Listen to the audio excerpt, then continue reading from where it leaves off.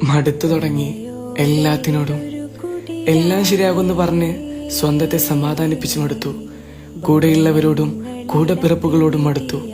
സന്തോഷങ്ങളോടും സങ്കടങ്ങളോടും എന്തിന് ജീവിതത്തോട് തന്നെ മടുത്തു.